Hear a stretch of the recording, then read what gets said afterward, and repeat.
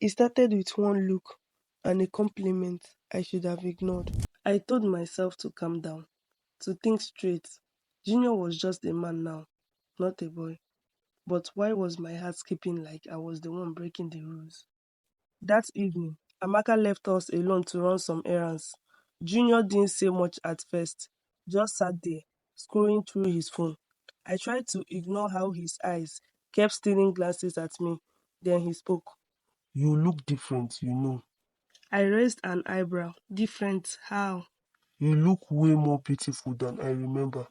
I laughed nervously. Thank you, but I didn't do much. He leaned forward, voice low. You don't need to. You are naturally beautiful. I froze. His words hit harder than I expected. I swallowed, tried to smile. Junior, you are confusing me. He smiled, slow, almost dangerous, a smile that didn't reach his eyes. Maybe I want to. The room suddenly felt smaller. His voice was calm, but there was fire behind it. I wanted to tell him to stop. I wanted to tell myself to run, but I couldn't. Deep down, I already knew. This wasn't going to end well. We are heading down a dangerous path, Abeg now, just sleep over. Amaka said as she collapsed on the couch. If you go back now, you will just be alone in that house. Tomorrow is Sunday. We can just eat, rest. I hesitated. You didn't even tell me Junior was coming back. I said. She sat up, eyebrow raised. Babe, that boy shocked me too. I didn't even know he was coming to Nigeria. He just showed up at my door. Are you serious? I asked, shocked. Amaka laughed tiredly. I swear, he said he wanted to surprise me. He didn't even call. 6 years abroad and he just appears? Exactly. She sighed. I for tell you now if I knew. I didn't even prepare for his wahala. I dropped my bag slowly. So I guess he's staying here now. For now, She nodded. please just stay abeg. I missed you. We didn't even talk properly today. Na customer carry my host today. I sighed. Fine, but I'm not cooking anything tomorrow morning, no. Deal. That night, after dinner, we finally had time to sit and talk like best friends. But I couldn't shake the feelings, not after what Junior said earlier, not after the way he looked at me. Amaka, I started carefully. Junior said something strange earlier. She looked up. What did he say? I hesitated. Nothing too serious. He just said I looked different. Then he said I was beautiful. Amaka blinked slow. Eh? I tried to act unbothered. I'm sure he didn't mean anything by it. He was just being polite. Polite kwa. That one doesn't know how to be polite. He says whatever is in his mind. I chuckled nervously. Exactly. She watched me for a moment. Did he say it in a weird way? I opened my mouth, then closed it. I didn't know how to explain the way his voice dropped when he said it. How his eyes didn't blink when they met mine. Instead, I stood up. I'm going to the guest room. I need to rest. All right. Amaka said slowly. No overthink anything abeg. It's probably just one of his yeye talks. But deep down, I knew it wasn't. That night, I lay on the bed, staring at the ceiling. The house was quiet, but my mind wasn't. I shouldn't have stayed. I should have gone home, because now everything inside me was awake and trembling. This wasn't the last uncomfortable moment. It was just the beginning. I didn't sleep that night. I kept turning in bed, thinking about everything and nothing at the same time. Junior's words, his smile, the way he looked at me, like he had already undressed my thoughts. And I hated that I remembered the scent of his cologne more than I remembered my prayers. The next morning, I avoided the kitchen, avoided mirrors, avoided him. But life is not a movie. You don't get to skip scenes just because they're uncomfortable. He was already there when I walked into the living room, shirtless, in black joggers, watching TV. I froze for a second. He looked up and smiled. Morning, Auntie. Auntie on his tongue sounded like a deer. I didn't respond, just walked past and headed for the dining area.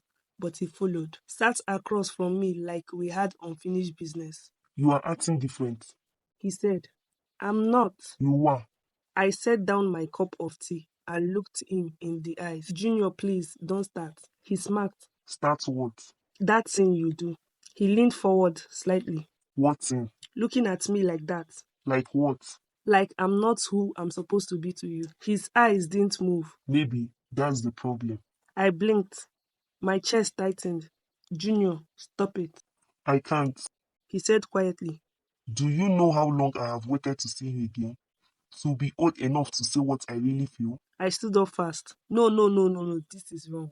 He stood too, but he didn't move closer. He just looked at me, like he was daring me to run. I'm not that boy anymore. He said. I immediately walked away.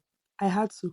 Went to the kitchen, turned on the tap, let the water run, tried to breathe, but my hands were shaking. I was angry at him, but more than that, I was angry at myself for not being stronger. And just when I thought I had escaped the moment, I felt him behind me.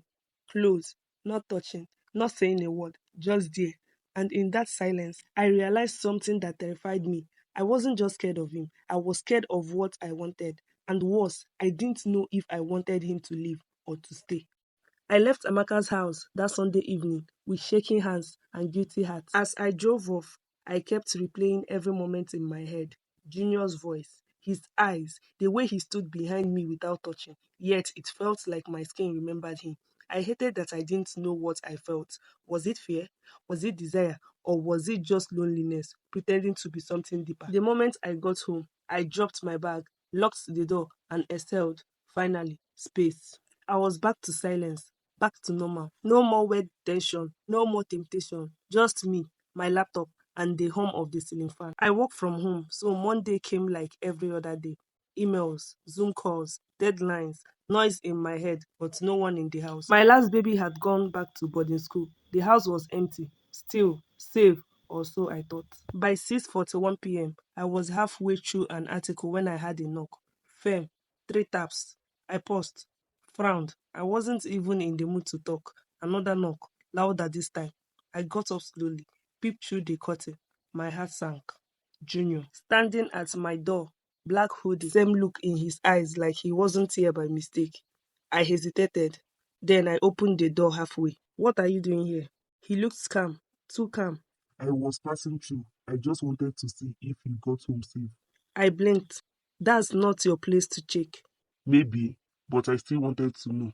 I stepped outside, closed the door behind me, tried to keep the boundary clear. Junior, this is not okay. He looked at me like he wanted to say something deep, but instead he said, You left without saying goodbye. because I needed distance. He nodded slowly, then smiled. Not the playful kind, the knowing kind. I get it, but distance doesn't fix everything. Junior, he raised a hand. I'm not here to cause trouble. I promise. Then he turned to leave. But before he walked away, he said it so soft, I almost missed it. I meant everything I said, you know. I still mean it. And just like that, he disappeared down the street. I stood there for a while, staring at nothing. Why did he come? Why now? And worse, why did a part of me wish he had stayed longer? He showed up again the next day. Junior, I said, voice tighter than I expected. He smiled gently, no cockiness this time, just calm. I was in the area. I narrowed my eyes. How did you even get my address? Junior rubbed the back of his neck. I asked your son. My breath caught. You what? He raised his hands in mock surrender. Relax. I told him I had something to drop off for him. Some notes we talked about. He didn't suspect anything. Just sent the address and said you'll be home. I stared at him. He didn't look sorry. Not really. Junior, I just wanted to see you, that's all. a long silence stood between us. I should have shut the door. I should have told him to leave, but instead, I stepped aside. He walked in slow, careful, like he knew he was walking into something scared. The house felt so quiet. Even the ticking wall clock sounded like thunder. I offered him a drink, but he said no, said he wouldn't stay long, but he sat anyway. Why did you come? I asked finally. You think I don't feel it too? I didn't answer. I didn't trust my voice. He kept going. I know I crossed a line. I'm not here to make you uncomfortable again.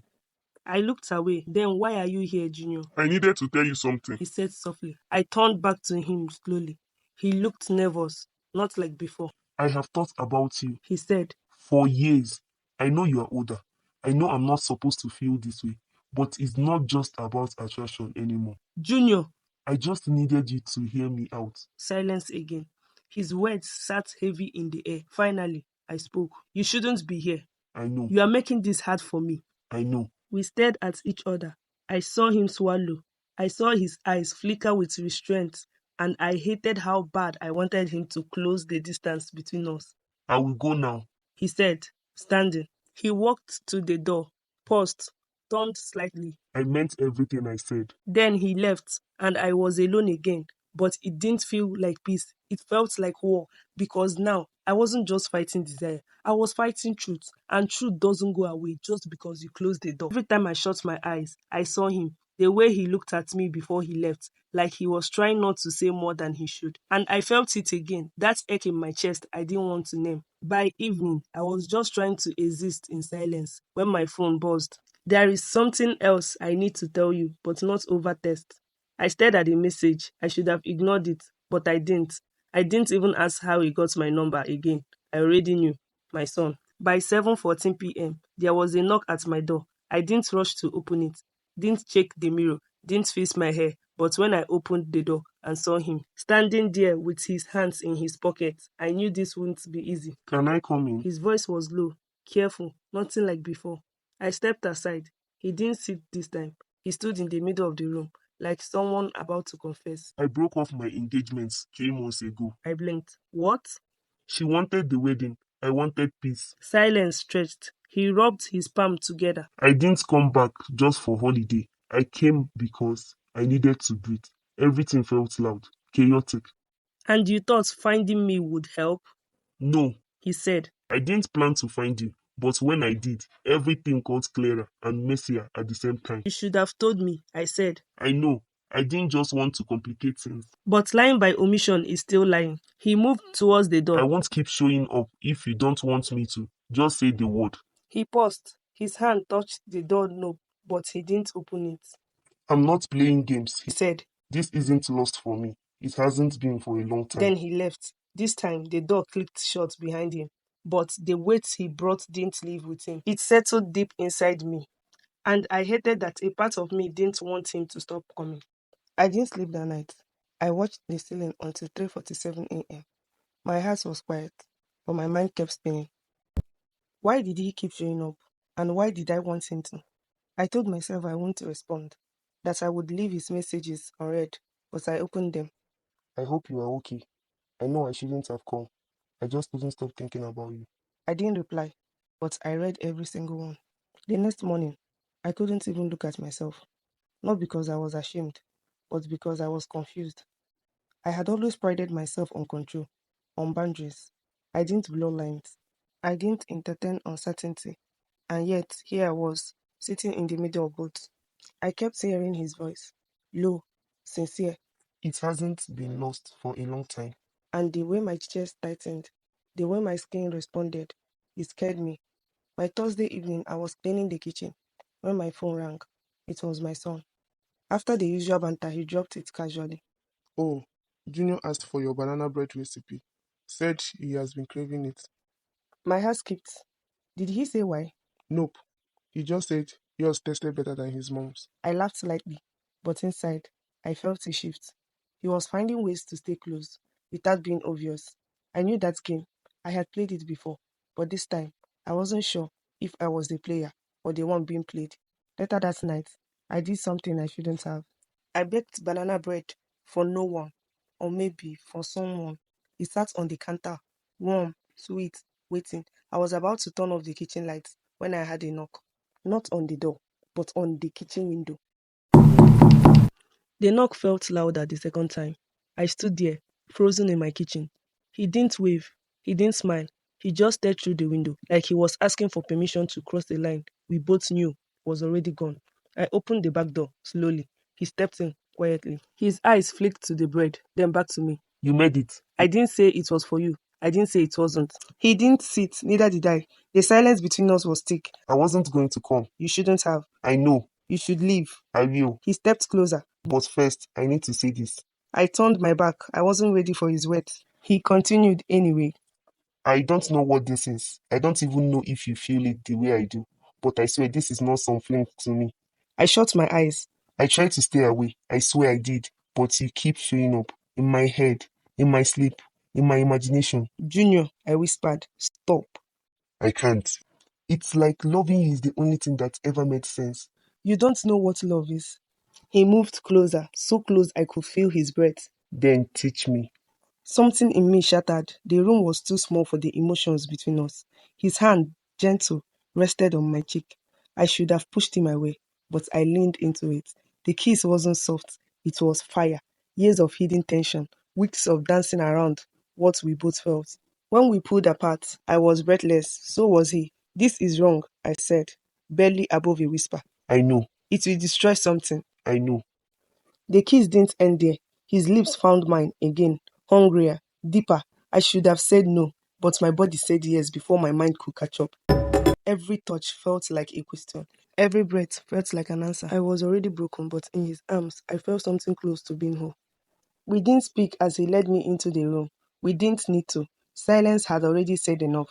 It wasn't rushed. It wasn't perfect either, but it was real. It was two people falling into something they had no business feeling. Something bigger than sense, bigger than shame. When it was over, we just lay there, his finger tracing circles on my back, my head on his chest, listening to a heartbeat that felt steady and scared. He whispered my name. I didn't answer. I was already drifting somewhere between peace and panic. The morning light didn't feel warm. It felt like guilt. The banana bread was still on the counter, untouched. He got dressed slowly, like he didn't want to go, but he knew he had to. I meant everything I said. He murmured. I stayed quiet. I'm not sorry. He added. I was. After he left, I sat on the bed for a long time. Sheets still messy, body still sore, heart already cracking. We crossed the line and we couldn't go back. He kissed me in the car again tonight, right after church. Yes, church. We parked just 5 houses away from mine.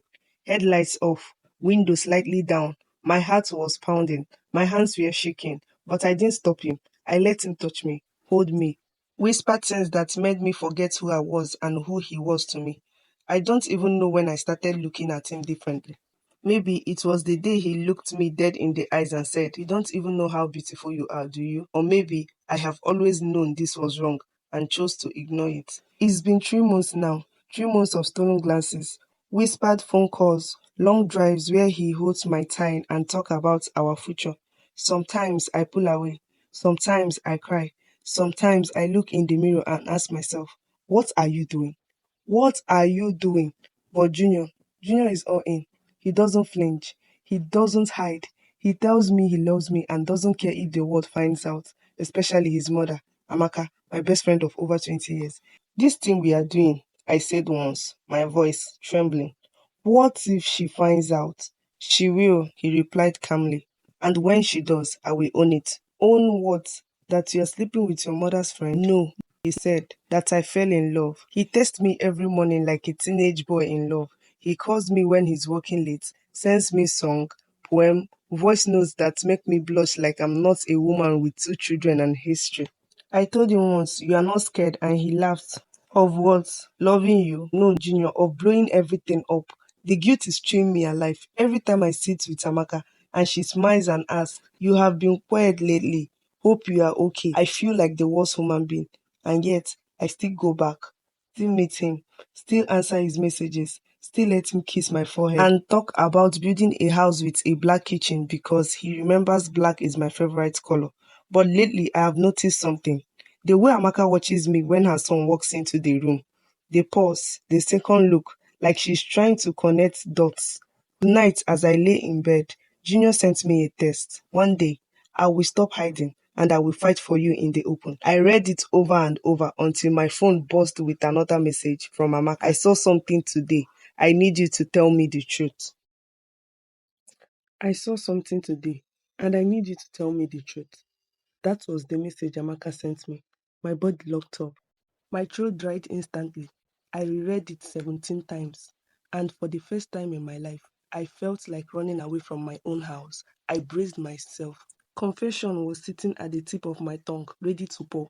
I imagined the look on her face, the shouting, the slaps, the friendship that would die in my living room.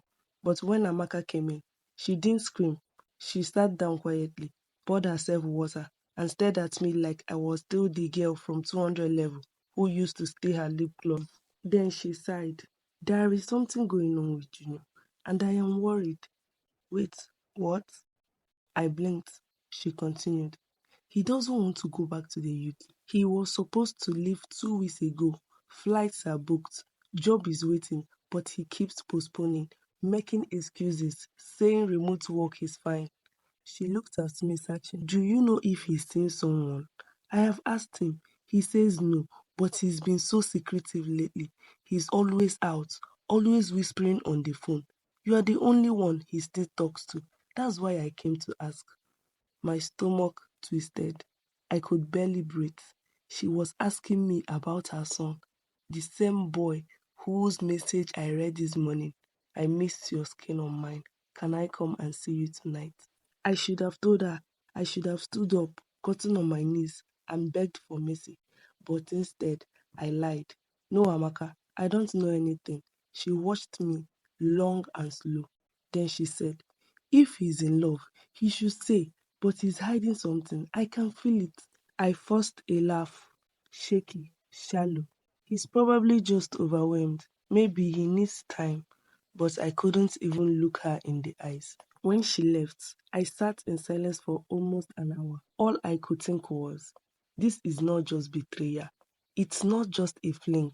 It's Amaka, the woman who stood beside me when my mother died, who stayed up all night when I was in labor, who once said, you are the sister God forgot to give me by blood, and here I was, sleeping with her son. That night, I texted Junior. Your mom asked me if you are seeing someone. He replied, what did you say? I said no. There was a pause. Then another message came in. I'm tired of this, of hiding, of sneaking, of pretending I don't love you. I want to come out clean. I stared at my phone, heart racing. Another message followed. Let's just tell her together. My hands shook. My head was hot. I didn't know what to reply. Then his last message dropped. If you won't choose me, tell me now. The problem with secrets is they always knock back. The night was heavy with silence. I stared at my phone, fingers trembling as I typed and deleted the message over and over. Please, Junior, just come, let's talk, face to face. Minutes felt like hours. Then a knock, soft at first, then steady. The door opened, and there he was, Junior, his eyes searching mine like he was trying to find courage. We can't keep hiding, I whispered. He stepped inside, closing the door behind him, the weight of what we were doing settling down between us. We don't have to hide anymore, he said, his voice low but fierce. I'm tired, tired of pretending. I want to be with you openly. I don't care what anyone thinks. I swallowed the lump in my throat, heart pounding. We should stop. This is wrong, I said, voice shaking. But before I could finish, his hand found mine, pulling me closer. I love you, he said, lips barely brushing mine. One kiss, then another. The world shrunk until it was just us, our breath, our heartbeats, and then the knock. Loud, urgent, repetitive. We froze. The knock came again, more demanding this time. Then a voice, sharp, familiar, cutting through the silence. Open this door. I know he is inside. My blood ran cold. It was Amaka. So it is true. Amaka barged in like a storm. Her voice cracked, part rage, part disbelief. I froze. Junior stood in front of me, shielding me. Mom, stop, please. Don't call me that, she screamed. You slept with her, my best friend. Do you know what you have done? It was my fault, Junior said, breathing hard. She didn't chase me. I went after her. I love her. Her eyes turned to me. You, she spat. After everything I have done for you, you watched him grow up. You knew me. You knew him. You knew us. My knees hit the floor before I even realized I had dropped. So Nkechi, your neighbor, was telling me the truth about you and Junior, eh? Amaka, please. I didn't mean for this to happen. I swear. I tried to stop it though. I tried. She stepped back, disgust in her eyes. No, this is unforgivable. You have destroyed everything. Then she turned to Junior. And you, I don't even know who you are anymore. She walked out, didn't slam the door, didn't say goodbye. She just left with the kind of silence that screams louder than any words. That night, I ended things with Junior. Through tears, through shaking hands, I told him it was over, but he kept reaching out. Calls, messages, voice notes. I love you. I still want you. Come with me. We can start again in the UK. But I couldn't. I had already burned the bridge to my oldest, purest friendship. 6 years have passed. Junior is still trying, still reaching out, but I don't answer. My children notice the shift. Mommy, we don't see Auntie Amaka anymore. What happened? I have no answers for them, just a tight smile and an aching heart. Amaka never told anyone. She kept our secret. That was her final act of love. Now I live with silence and guilt and memories I can't erase. I lost my best friend. I lost myself, all for a love that should never have been mine. You should know, I resisted. I fought it, prayed it away, buried it 1,000 times. It found a way back, and I let it. That's what haunts me the most. And maybe you will judge me. Maybe you already have. But before you do, please remember, this is my story. It can happen to anyone. And if I could go back, I would say no. But I didn't. I regret it all. But I'm still here, living with the silence and a heart that hasn't healed.